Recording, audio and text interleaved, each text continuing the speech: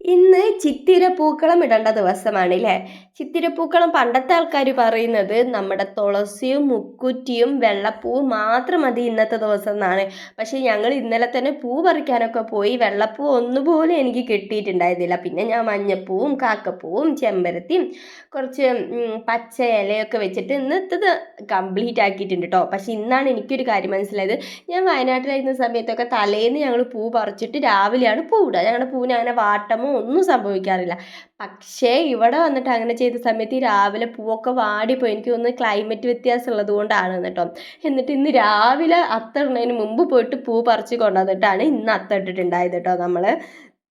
ശരിക്കും അതെനിക്ക് പുതിയൊരു എക്സ്പീരിയൻസാണ്. ഞാൻ ഒട്ടും പ്രതീക്ഷിച്ചിട്ടില്ല ഇത്ര മാത്രം പൂക്കൾ വാടിപ്പോകുമെന്ന്.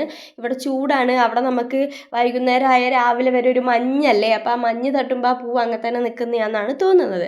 അങ്ങനെ എന്തായാലും വെള്ളപ്പൂ ഇല്ലാണ്ടായാലും മുക്കുറ്റിയും തുളസിയും മഞ്ഞപ്പൂവും ഒക്കെ വെച്ചിട്ട് ഇന്നത്തെ ചിത്തിര പൂക്കളം ഞാൻ ഉണ്ടാക്കി കഴിഞ്ഞിട്ടുണ്ട് കേട്ടോ. ഇതാണ് ഫൈനൽ. അപ്പോൾ അടുത്ത ദിവസത്തെ വിശേഷമായിട്ട് അടുത്ത ദിവസം വരുന്നതായിരിക്കും.